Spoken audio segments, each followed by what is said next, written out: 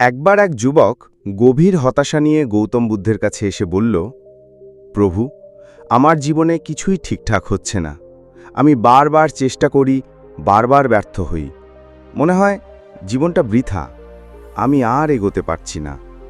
বুদ্ধ তার দিকে তাকিয়ে শান্তভাবে বললেন, একটা প্রশ্নের উত্তর দাও।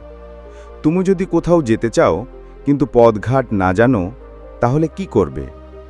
যুবকটি বলল, আমি কাউকে জিজ্ঞেস করব, মানচিত্র দেখব, পথ খুঁজে নেব। বুদ্ধ মৃদু হেসে বললেন, ঠিক তাই, জীবনও এক যাত্রা। গন্তব্যে পৌঁছাতে গেলে মাঝে মাঝে পথ হারাতে হয়, ঘুর পথে যেতে হয়, কোথাও আটকে যেতে হয়। কিন্তু তার মানে এই নয় যে তুমি থেমে যাবে। যারা হাল ছাড়ে না, তারাই একদিন ঠিক ঠিকানায় পৌঁছে যায়।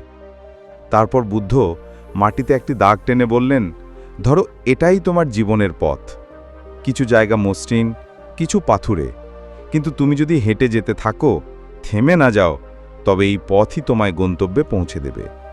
জীবনে হোঁচট খাওয়া মানেই হেরে যাওয়া নয়। যারা বারবার পড়ে আবার উঠে দাঁড়ায়, তারাই একদিন পৌঁছে যায় সাফল্যের শেষ ঠিকানায়।